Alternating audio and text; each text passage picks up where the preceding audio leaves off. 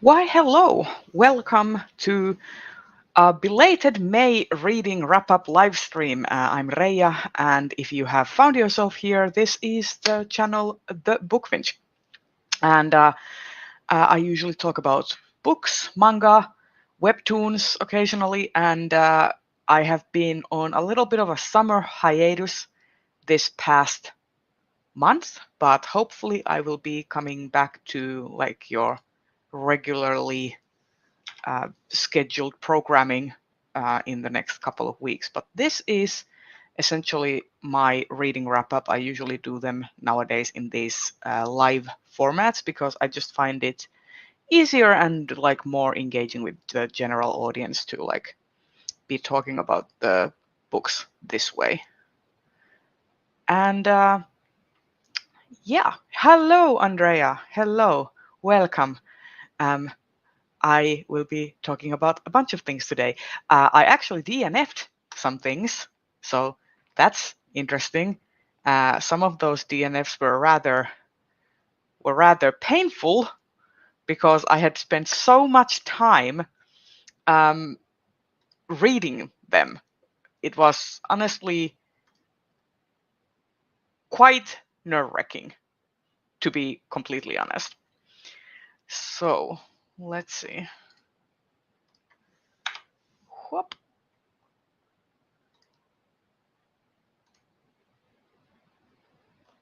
Can you hear me and see me?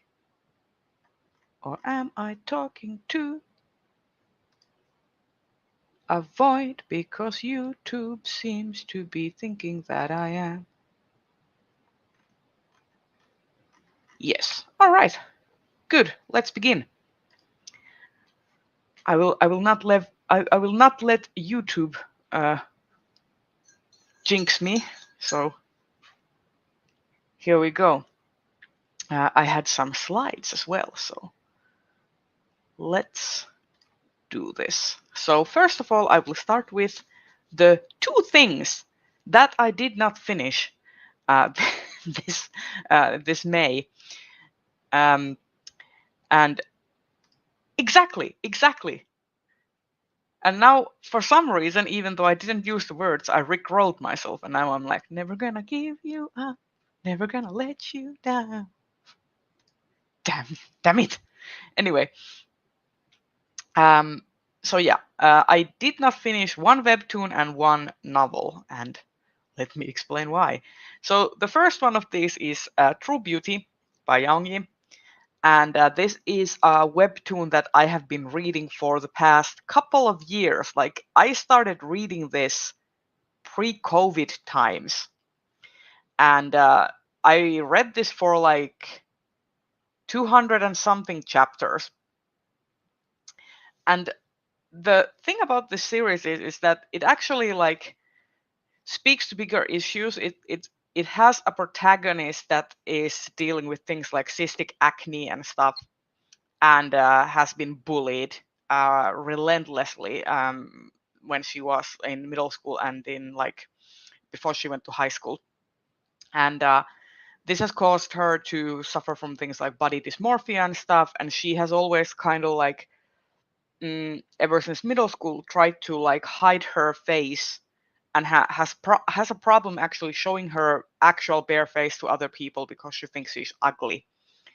And it kind of commentates on toxic like beauty standards and like this kind of need for people to like hide their true face and their and also this kind of pressure to be constantly beautiful, be constantly thin, maybe even have like cosmetic surgery and stuff done. um, and it also talks about like influencer culture, like she becomes an Instagram influencer and later a beauty YouTuber. And there's a lot of like commentary on celebrity culture as well. And the reason why I finally gave up on this series is the fact that it is so slow and it does not go anywhere. And finally, the last nail on the coffin, so to speak, was that it was bringing back a love triangle that I thought that was solved. and it was starting to bring it back, and I'm like, last time you did this, we spent like 100 episodes trying to like disengage from this, like from these three people like fight, or like these two guys fighting over this girl. So I can't. I am unwilling, so I decided to call it quits finally. So content warnings for True Beauty obviously include things like body dysmorphia, bullying. There's like mentions of suicide in the past, self-harm. This deals with eating disorders and death and illness of parents, and stalking, as well as some domestic violence, and every negative aspect that can come from a celebrity culture, unhealthy dieting, um, things like that. So it's very beautifully drawn. Like the artist takes like it has this interesting like bridge between like really photorealistic art and then like this sort of more anime manga style, and the um, artist takes like a lot of like what's the word, a reference from like various Korean celebrities. So sometimes when a new character pops up, you can kind of see who is the inspiration behind that character. So yeah, let's move on to the next one, which might be a little bit controversial. Grandmaster of Demonic Cultivation, Volume 1 by Mo Xiang Tong Xiu. This translation was by Suiga. This is the official translation published by Seven Seas. So there was also an editor for this translation. Suiga also translated the like most popular fan translation of this Danmei novel, and this is basically like Chinese fantasy with like wuxia elements, and also um, like the aspect of cultivation, which is a trope that comes up in a lot of like Danmei and other like Chinese media, is prevalent here as well. Like the main characters are both cultivators. Like basically, if you want to like oversimplify it, think of them as kind of like sorcerers, more like kind of like sorcerer slash exorcist, but also like philosopher, like sages, but not quite. It's hard to explain. Like cultivation is its own like like uh, culturally rooted trope. So it's kind of hard to explain it unless you read the book yourself. Uh, but yeah, essentially into simple terms, the main character is Wei Wuxian, pictured in the cover in the dark blue attire, and his future lover, because I didn't get to go that far when I got kind of bored, is Lan Wangji in the white attire. And Wei Wuxian essentially was a really badass necromancer who did some really awful things, and eventually people turned against him and killed him, and actually had an uprising and a war against him and his corpse army, and killed him. And in the beginning of the novel, he gets reincarnated because another sorcerer does this very like taboo ritual in order to get revenge on his like family, and offers up his like soul in order to summon Wei Wuxian, and that is how he gets reincarnated into a new body and can start living again, however he wants. And he gets uh, he by chance meets with Lan Wangji, who is from his like past life. They were childhood friends and rivals, etc. So that's the gist of it. It has some like it has a pretty like semi-humorous tone, this book, and it also deals with like different like it's not monster of the week, but there's essentially like a few different times when they are fighting against various monsters and exercising them. So there is like blood and gore quite heavily featured in this book as well. Uh, and also allusions to abuse and homophobia and obviously violence. And I will say it is very dark, yeah. Like it, like the humor wasn't actually like I was kind of like taken aback at first. Okay, so here's the thing. This book is also it also has an adaptation on Netflix called The Untamed. The Untamed is kind of like a loose adaptation of these um, Dunmay novels by Mo Xiang-Shu. And I have seen the Netflix show, or rather, the show is on Netflix if you want to watch it as a like non-Chinese viewer. Anyway, I saw it on Netflix, and it was already very humorous then. So I kind of was expecting it, but it almost like it has this. It has some of the humor has dark tones, but there's also this kind of childish and goofy nature to the main character. Like he's a very petty character, and he's constantly like taking the piss out of everyone else around him. Like that's his shtick. So that's where a lot of the humor comes from. He's also like very like self kind of self-deprecating at times. Uh, so yeah, that's kind of the tone. The tone is kind of you are expecting one thing. You are sort of expecting this regal, traditional, very like uppity, like this kind of like feel, just based on like the general idea behind the trope, and then it is kind of dismantles that in the very first like few chapters, and kind of does it in a more like humorous and lighthearted way, even though it is dealing with like really some heavy topics. But I DNF this. I DNF this about, I want to say 60 at 60%, because I just thought that it was going kind of nowhere. Like I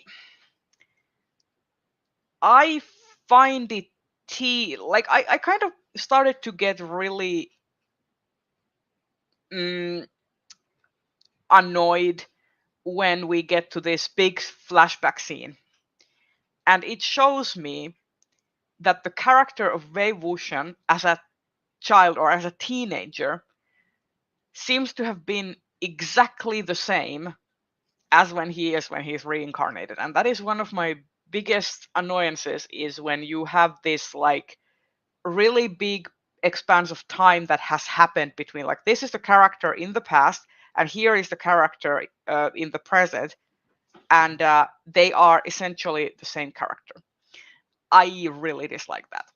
um, I I don't mean to say that your character work has to be like they have to be completely different people, but you have to be able to see like some sort of like thorough line that, okay, this is how I can see that this character becomes that character later. Like you have the seeds sown, but in this case they are basically the same character.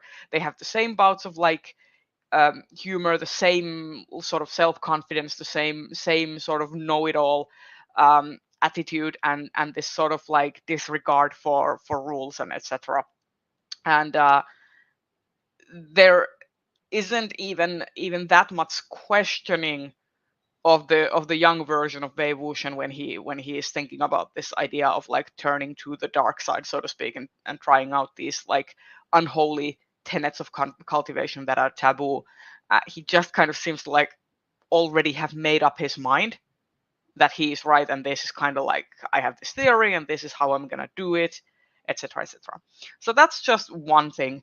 Another thing is that it's just the pacing. Um, there's a lot of like dialogue heavy scenes that don't really like, there's like a set piece is established, like, okay, here is the monster we're gonna defeat, and then it kind of devolves into like these like heavy, like less very dialogue heavy, um, kind of repetitive discussion between the characters. and you see these same kind of discussions throughout the book. Like the characters are essentially having kind of the same conversations, following the same story beats. But that's just me. That is the reason why I DNF'd it and decided that I'm not going to continue on with the series. Instead, I do want to try out another series by Mo Xiangdong later, because the friend who I borrowed this from also said that this was one of their least favorites from the author, and they instead really like the Heaven's Official Blessing, which is probably what I'm going to try out next. So it's not that I disliked Mo Xiangdongshu's like ideas and this book. It's just that there are things in the book that make it hard for me to enjoy it and give it a fair shake. That's why I DNF'd it. But I wouldn't necessarily say that it's a bad book. It's just that I personally had issues with it that I couldn't get past. So if you like things like, you know, Chinese fantasy and with like very slow burn, like kind of enemies to lovers romance, um, I think you might enjoy it, and give it a try, so you can see for yourself. But yeah, that's how I thought about it. And next, I have some webtoons and manga that I read, and these are in this sections: webtoons, comics, and manga. So first up, I read Always Human by Ari North. This is a 2-season webtoon, and it is already fully completed, so you can read the whole thing. And this is kind of okay. I'm gonna alienate some people immediately if you don't like Becky Chambers, because this is essentially how I picture it would look if Becky Chambers wrote a webtoon, because this is all about like hopeful and relationships that are all about like being very very affirming. And there's a lot of on page representation for different things, like different different genders, different sexual orientations. You have like uh, you have polyamorous couples, you have same sex couples, um, you have like parent like family units that look different, and you have people of different races, etc., etc. There's like so much, and it's all done like in a way that is not really marked upon. People just are there. It's like very hopeful, very affirming, and it doesn't like, how to say it, the story doesn't get the drama out of any one group's trauma or struggle, if that makes sense. It is very much like this is in the future. We have already conquered most of these things, so it's kind of like the struggle and the drama and the, how to say, brain English, the conflict. Yes, the conflict comes from the two main characters kind of not understanding each other and having to communicate to each other what they want, what their weaknesses and struggles are, etc. So I kind of liked it. It is very prettily drawn. It is basically tells the story of like near future Australia, and they're basically in the near future, everyone has these like nanobots, and the nanobots allow you to tweak your appearance in various ways, and you have these things called like fashion mods and stuff, so that people using the nanobots, they can tweak things like their eye color and their hair color and even their like skin color, etc. And the main character is someone who is very like fluid in their presentation, and they want to like really play around with the different like fashion mods, etc. And one day she is like on this like subway, um, like public transport like stop, and she sees a girl who doesn't seem to have any mods, And turns out when she gets to know this girl that she has a sort of like autoimmune type of condition that makes her unable to use any sort of like nanobots, or if she needs to use like these mandatory nanobots, for example, for vaccinations and stuff, she needs to go through these really grueling procedures to be able to do that. Like she's genetically unable. And it kind of like uses that as a way to comment on things like expectations between like able-bodied people, how the world is designed for like um, certain people and excludes others, etc. But it does it in a very like hopeful way. Um, and I thought that it was really interesting. I definitely liked it. It isn't my favorite. Like it's very sweet and saccharine at times, and some of the characters don't get developed in a way that like the main characters, the two main characters, are the best developed characters. And other than that, there's kind of like characters that come in and they have a certain role to fill, and then they kind of fade to the background, and we never hear from them again. So I would have wished for the author to kind of focus on other characters as well in the same with the same gusto that they went for the main duo. But I really did like this. So content warnings for ableism and anxiety, some miscommunication, and also commentary on burnout, as well as fat phobia and compulsory dieting, or rather like, yeah, compulsory. That's the word I'm looking for. Words are hard today for some reason. But yeah, I would definitely recommend this. This is available on the Webtoon website and also on the app.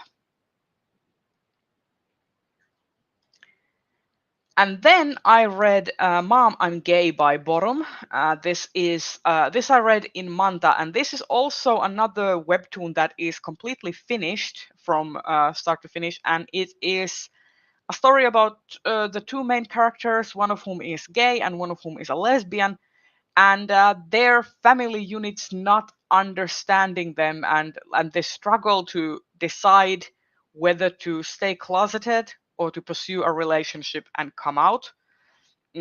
There's also these this idea of like commentary on how um, queerness is viewed in South Korea specifically, or Korean specifically, how parents and siblings um, can reject people and make it so that they have no choice but to turn into um, like abusive relationships, because that's where they get at least some validation for their queer identity, and how rejection by family members can lead to people getting into some really dangerous places.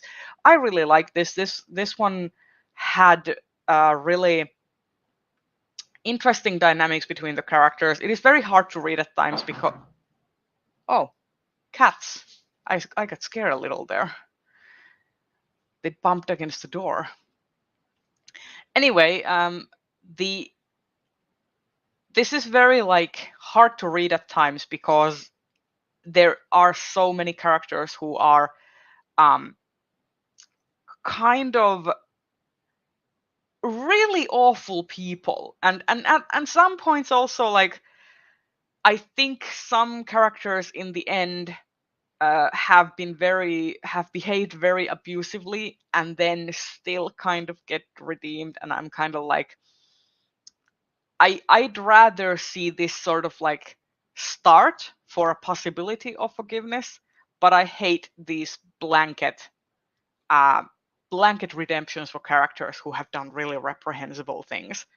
I usually dislike that aspect in any given piece of media, because that is not how um, real forgiveness or real um, repentance for your shitty actions works, in my opinion. Like no one has the obligation or to forgive you if you treated them like shit.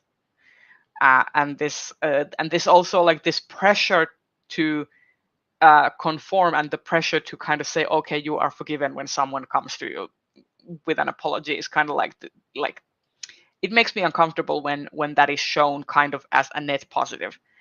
But and this is also like one thing to note is that this is mainly from the mother's point of view. Like you have two mothers, the mother of the lesbian daughter and the mother of the gay son, and it is especially told from the point of view of the latter, and it kind of deals with like how parents should and could be more affirming to their children, and it also deals with things like how if you are a queer parent in a very conservative society, how you might have felt pressure to conform into like heteronormative ideals. So yeah, I would recommend this. It was really nice. The ending, some things about the ending are kind of like very overly dramatic and kind of like I feel like a more like subtle approach would have been better in that regard. But also, it was very cathartic the way it ended. So yeah, content warnings for like homophobia, parental neglect, sibling abuse, comp-het partner violence, and also outing of a sibling. So yeah, this is available on Manta app. And then we have The Doctors Are Out by Blau. This is another webtoon available on Webtoon by a Filipino author, and all the characters are Philippine characters, and it has this like very interesting thing where it kind of wants to be it is set on the Philippines, and it kind of wants to be set in this very affirming, hopeful version of Philippines where a lot of things are already kind of sorted out in terms of like how people can be and express themselves. However, it also wants to commentate on like the more shitty aspects of the especially governmental attitudes towards like queer folk in Philippines. I think it kind of straddles that balance between the two very well. It doesn't like overly saturate the story with like really horrible like abuse and trauma, uh, but it does enough to kind of bring attention to it, which I like. And it is basically about these two doctors, one of whom is an MD, and one of whom is a veterinary MD, and they are essentially established neighboring clinics, and their names have like a one syllable difference. So people looking for veterinary services end up going to the others. End up going to the other's clinic and vice versa, and that causes them to have this little bit of like rivalry and animosity towards each other at first, which then grows into friendship and later romance. And this also has a bunch of other like queer side characters. We have polyamorous um, like polyamorous gay uh, pairing. We have like bisexual main characters. We have a trans character, etc., etc. It's very good with a lot of like representation things. And yeah, this is one of the things that I have been really enjoying over the past month. Essentially, when I ran out of all the free material, I did have to start fast passing some of the chapters because like I couldn't wait. I wanted to know what happens. So to my sweet boys. So yeah, that that is what I did. And content warnings include things like cheating, not between the main couple though.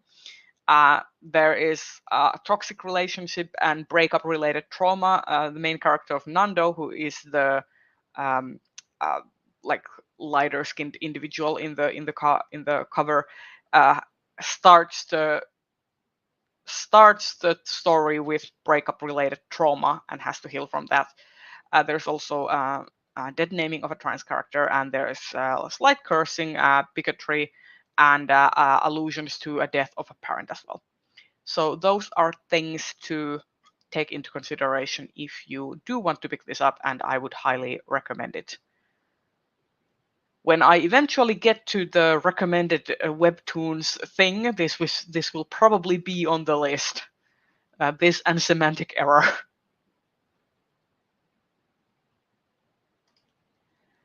And then I read some manga, and I read them in the physical format. So I actually have had copies of these. So first up is Sign of Affection Volume 1 by Sue Morishita, translated by Christine Dashiell. And Sue Morishita is actually a two-person team, one of whom is the writer and one of whom is the artist.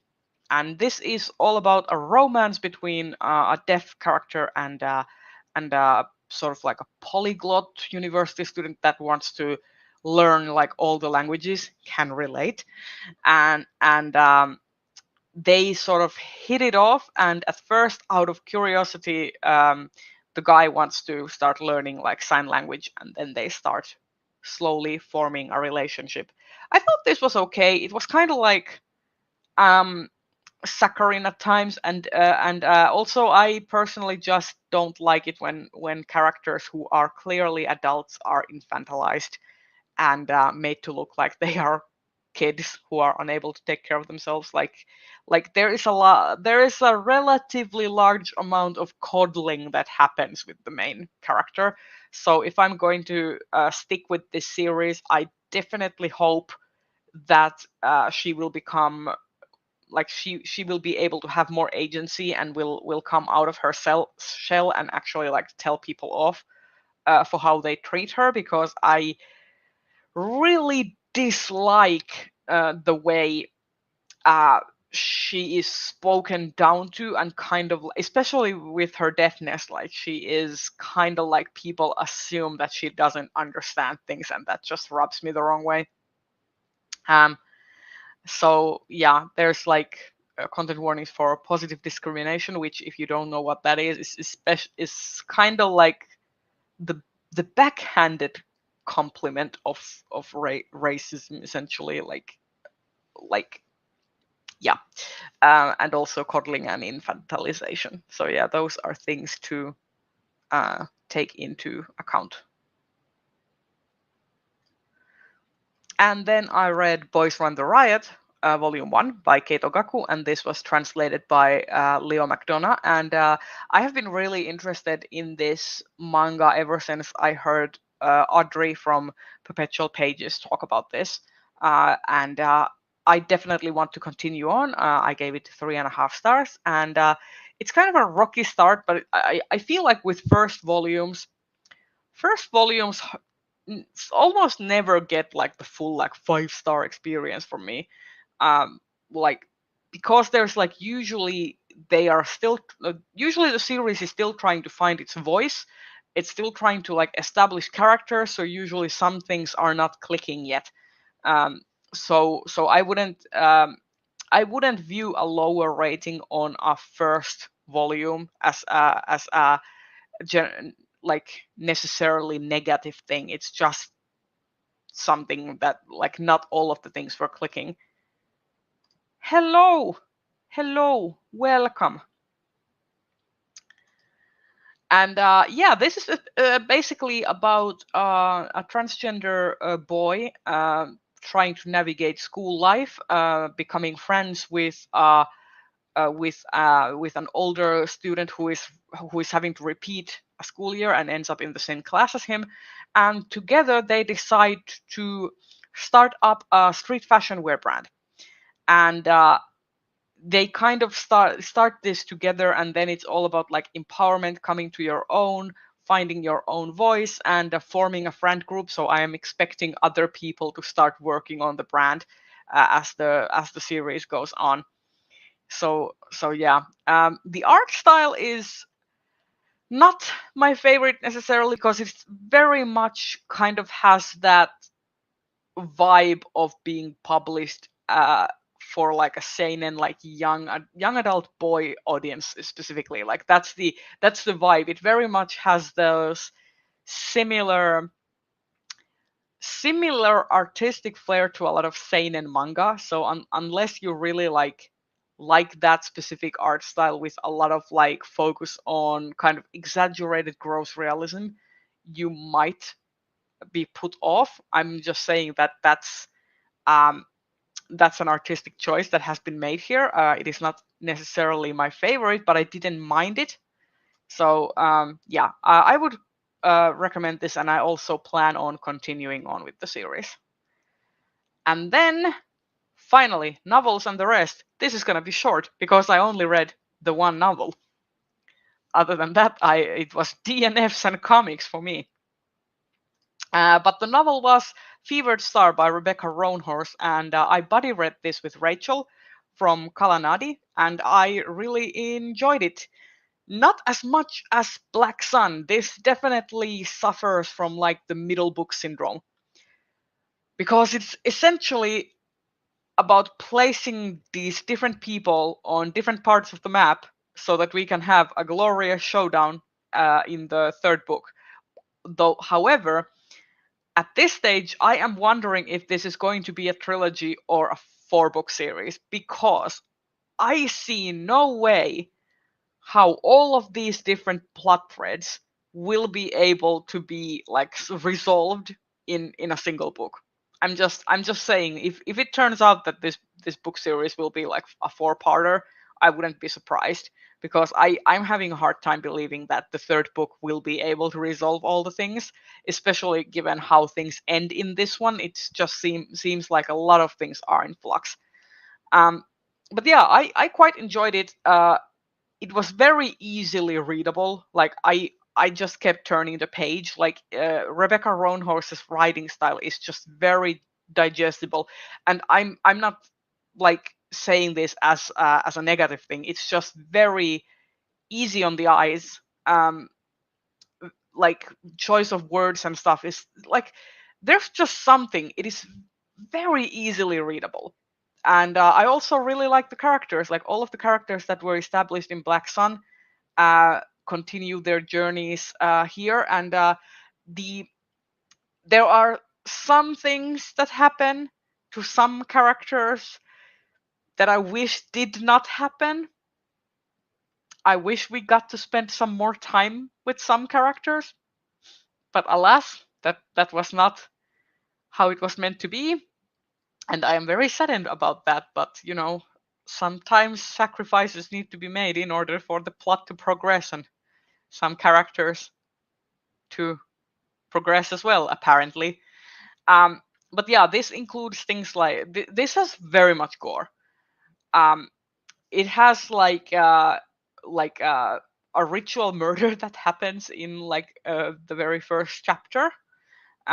It features torture and a lot of violence and violent deaths.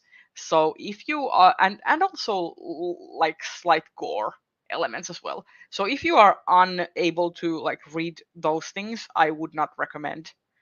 Um, so Naramba is definitely a big player in this one, so no worries there. The main point of view characters still are Serapio, Naramba, Okoa, and Shiala, and then we are introduced to another point of view character, who I won't spoil in case you want to go in like with relatively like little information, but I will say that that character also was already introduced in the first book. And I actually am in the minority as well that I really liked Naramba as well. Apparently, a lot of people don't. People tend to say that they are annoyed that Naramba is a political figure, but consistently makes the worst political decisions. And they cite that they shouldn't make those bad like she shouldn't make those bad decisions because she's basically been raised in the priesthood and already should know better. And I just think that it's not that Naramba is necessarily a like she is very naive, but I think her naivete doesn't come from the fact that she doesn't understand the system. It's the fact that um, she believes the wrong things about people. Like she is consistently in the first book and even in this one to a certain extent, uh, giving people the benefit of the doubt when they don't deserve it, and that's her fault. It's not that she doesn't understand the system or that she is naive about the system. She is naive about the people, and she consistently makes the makes the false assumption that her interests align with other people's, or that other people's interests are somehow in a vacuum and don't affect her. That's where her like weakness lies, in my opinion. So I like that conflict about her. I liked her being aware of her weakness and unable to kind of break free from that. I like that about her character, but a lot of people don't. So yeah, I really like this, but I will say that it's definitely kind of has that middle book sort of syndrome where this definitely would not stand on its own in any way, shape, or form. It really heavily needs the context of Black Sun to be able to work at all.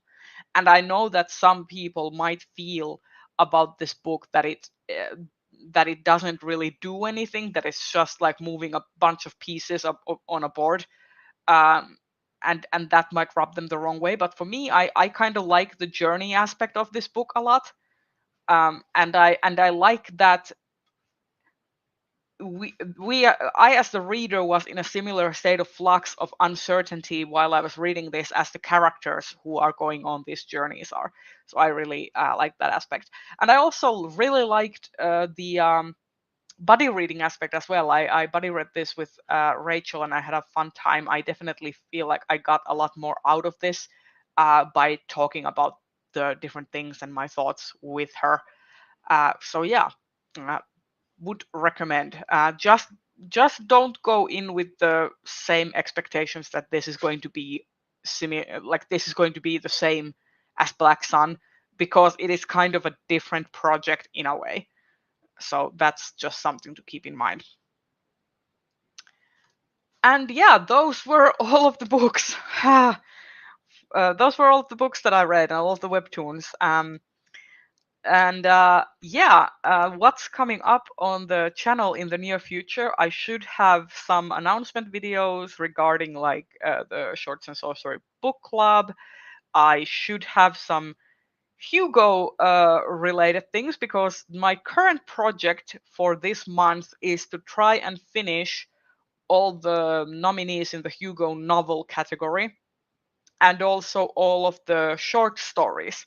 So that's my project, that for this month I'm going to focus on the short stories and the novels, and hopefully I will be making a video about both of them, similarly to how Shannon from That's So Poe does her Hugo videos with Shush. Obviously I'm going to be doing them solo, but I'm basically going to be giving you like category by category um, how I'm going to like rank and vote on the different categories. So for this month, hopefully, I will be doing novel and short story, so you would get those videos early next month or so. And then for July, I want to be doing novella and the Lodestar Award, possibly novelettes if I can get to those. But I'm planning to do at least the 4 categories, like novel, short story, um, Lodestar, and novella. And novelettes if I'm really lucky and really and a really fast reader, then I will do novelettes as well. And also graphic works I want to get to as well. But it is very ambitious, considering that the Hugo voting ends on, let's see, Hugo voting deadline is August 11th, 11:59 p.m. PDT. So that would be August 12th for me, and 9:59 a.m. In like Finnish time. So I have until then to try and finish these. Like I would want to give myself a couple of days grace period, but I want to finish all of these before like the voting actually happens, so that I can make an informed voting decision. Um, so yeah, and yeah, exactly. I am hoping to do this annually after this. I'm just like, I have not done this before. Now I I'm trying. Okay, I'm trying. Uh, so yeah, this is gonna be a new source of content for me as well, because I have usually just lurked around the Hugo things and done my secret reading on my own and not really talked about it aside from like casual mentions in live streams. So yeah, that's what I am planning to do, and hopefully I will also have some webtoon recommendation videos as well out, because I have been planning those. It's just that I haven't had the time to film. But I also feel like this hiatus that I've had has been very good for like my mental health and stuff. So I'm feeling like I am more able to come back with like a renewed interest for making content. So it's good to take breaks sometimes. It's very good to take breaks. And the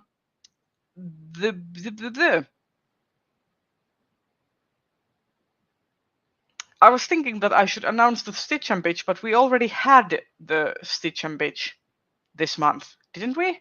We did. Yeah, it was last Sunday that we had the Stitch and Bitch. Next month, in July, I think. Yes, it should be on my channel. Anyway, we will announce those things on Twitter as well. So yeah, have a very nice weekend. I will leave you to it, and I will go and continue to watch unsavory documentaries about religious cults. I just watched a whole like 4-parter documentary about FLDS, which was a lot. So if you have any like documentary recommendations, you can always hit me up with those, because I have been kind of obsessed with various types of documentaries. Also, I've been watching Obi-Wan Kenobi and Miss Marvel on Disney Plus as well. So a lot of media has been consumed in various forms, be it books, webtoons, or TV shows. So yeah, thank you for joining, and I will see you next time. Bye bye.